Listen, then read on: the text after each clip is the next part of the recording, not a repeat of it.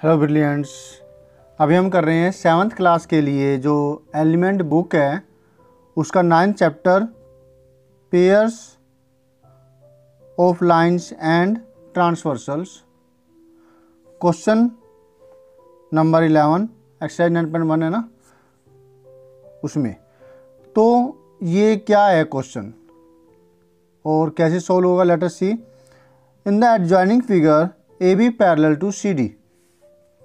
जो ये A B है ये सी डी के पैरेलल है। G H is a transversal, G H transversal है and angle 1 angle 2 equal to 5/4। 1 और 2 की रेशो 5/4 गिवन है।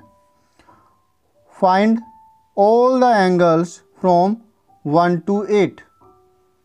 आपको जो ये आठों के आठों एंगल्स है, आपको ये सारे के सारे एंगल्स गेट करने हैं अगर आपके पास ये रेशियो है तो देखो इसके अंदर जो है ना, आपके पास अब जो काम आने वाली चीज़ है वो यही है, transversal angles, alternate interior angles, vertical opposite angles. ये जो प्रॉपर्टीज़ है इसकी एंगल्स की, जो अलग अलग टाइप के एंगल्स है वो यहाँ काम आएंगे।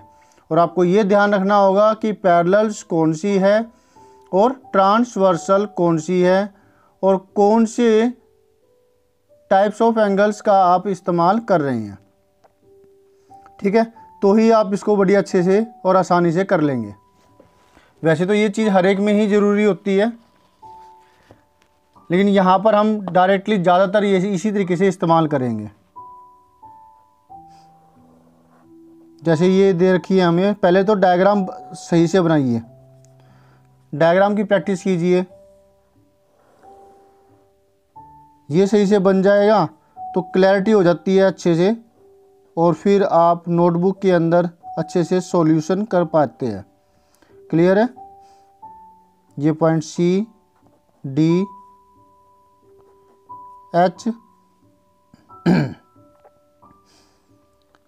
1 2 3 4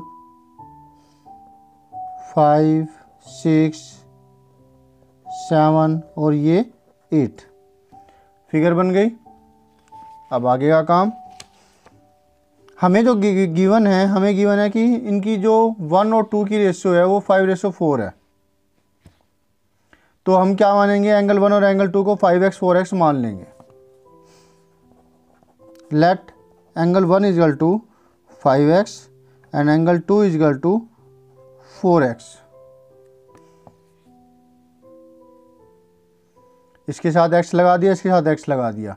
तो जब कभी भी ऐसे रेशियो वाले सम्स आते हैं तो हम उसमें यही करते हैं, 5x 4x। मान लिया ईयर वाले जो सम्स आते हैं कि उनकी ईयर का रेशियो ये है, तो हम मान लेते हैं कि उसकी एक की एज 5x ईयर्स होगी और दूसरे की एज 4x ईयर्स हो गई।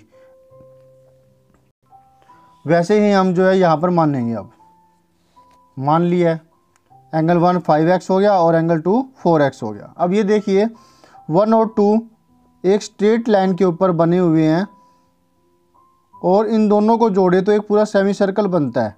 तो इसका मतलब ये क्या हुआ, लीनियर पेयर है और इन दोनों का सम 180 डिग्री होगा। Angle 1 plus angle 2 equal to 180 degree. क्यों,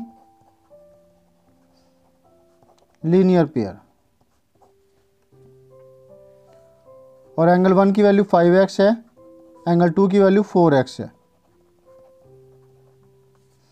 5x 4x 9x। Linear equation in one variable आ गई और x की वैल्यू हम इस तरीके से फाइंड आउट कर लेंगे। 9 मल्टीप्लाई में या डिवाइड में आ जाएगा 20। तो फिर एंगल 1 की वैल्यू क्या निकली, 5 मल्टीप्लाई x की वैल्यू 20, 100 डिग्री आ गई। और एंगल 2 की वैल्यू 4x, x की वैल्यू 20, 4 इंटू 20 80 डिग्री। ये एंगल निकल गया, ये एंगल निकल गया।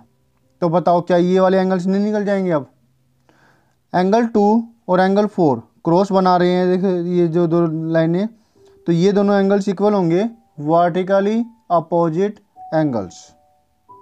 इसी तरीके से एंगल 1 और एंगल 3 दोनों इक्वल होंगे vertically opposite angles.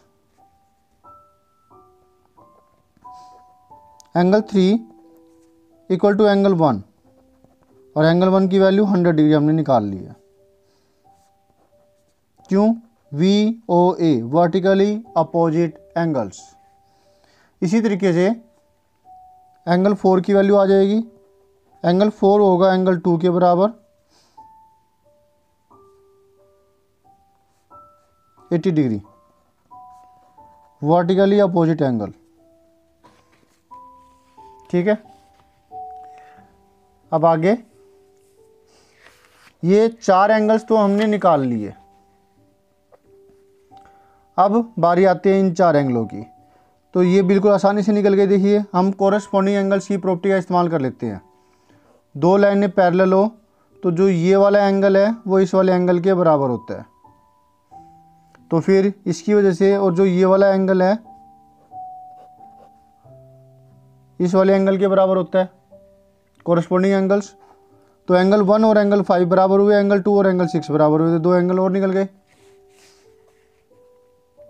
Angle 1 angle 5 equal to angle 1 लिखेंगे पहले कि AB पैरेलल है CD के और जो GH है ये ट्रांसवर्सल हो गई।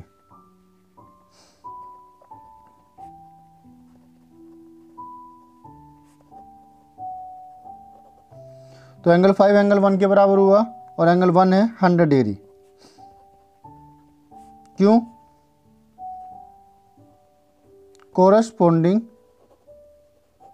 एंगल्स। इसी तरीके से एंगल 6 एंगल 2 के बराबर होगा। सिमिलरली एंगल 6 बराबर में एंगल 2 एंगल 6 280, यही रीजन होगा कोरस्पॉन्डिंग एंगल्स। वैसे तो हम आप वर्टिकल अपोजिट एंगल करके हम इनको बराबर कर सकते हैं, एंगल 7 और एंगल 8 की वैल्यू निकाल सकते हैं, लेकिन हम क्या करेंगे, इसी प्रॉपर्टी का यूज करके हम लिख देंगे। एंड जो एंगल 4 है इसी तरह से 8 के बराबर होगा। तो एंगल 8 इक्वल टू एंगल 4 और एंगल 4 हम निकाल चुके हैं 80 डिग्री। एंगल 7 क्यों? देखिए ना, ये वाला एंगल इस वाले एंगल के बराबर होगा, ये इसके बराबर हुआ, और जो ये वाला एंगल है वो इस वाले एंगल के बराबर होगा। तो कोरस्पॉन्डिंग एंगल्स बन रहे हैं ना। Angle 7 equal to angle 3 equal to 3 की वैल्यू कितनी निकली थी, ये रही 100। क्लियर है? Very good. तो इस तरीके से हमने ये वाला जो सॉल्यूशन है पूरा कर दिया। होप सो अच्छे से समझ में आया होगा। इसे एक बार दोबारा से सम अप करते हैं।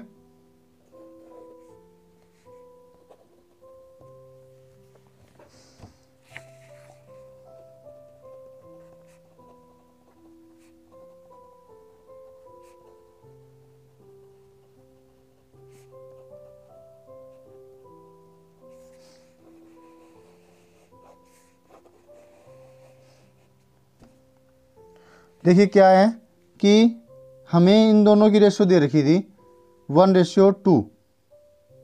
Angle 1:, angle 2 equal to 5:4। तो हमने एंगल 1 को 5x मान लिया, एंगल 2 को 4x मान लिया। क्योंकि दोनों लीनियर पेयर बना रहे हैं तो हमने ये linear equation in one variable बन गई। इन दोनों का सम 180 डिग्री होगा। x की वैल्यू आ जाती है, वो वैल्यू हमने इसमें पुट करी। तो एंगल 1 की वैल्यू 100 आई, एंगल 2 की वैल्यू 80 आई। हमने वर्टिकली अपोजिट एंगल की प्रॉपर्टी का इस्तेमाल करके इन दोनों को बराबर किया। तो ये 100 है तो ये भी 100 होगा, और ये 80 है तो ये भी 80 होगा। तो हमने ये 4 एंगल निकाल लिए। फिर हमने कोरस्पॉन्डिंग एंगल प्रॉपर्टी का इस्तेमाल किया कि ये दोनों लाइनें पैरेलल है, ये ट्रांसवर्सल है। तो ये वाला टाइप, इसका मतलब हुआ ये दोनों बराबर हुए। ये वाला टाइप, इसका मतलब ये दोनों बराबर हुए। ये वाला टाइप, जिसका मतलब 4 और 8 बराबर हुए। और ये वाला टाइप, ये वाला और ये वाला बराबर हुए। और ये चारों एंगल तो हमने निकाल ही लिए। तो हमने इन चारों के कोरस्पॉन्डिंग में इक्वालिटी में ये वाले एंगल्स भी निकाल लिए और ये रहे वो 4 पेयर। क्लियर है? ओके स्टूडेंट्स, होप सो अच्छे से समझ में आया होगा। तो मिलेंगे नेक्स्ट वीडियो में नेक्स्ट सॉल्यूशन के साथ। Always have a great time. ध्यान से अच्छे से समझ करके ही कीजिए। बाय।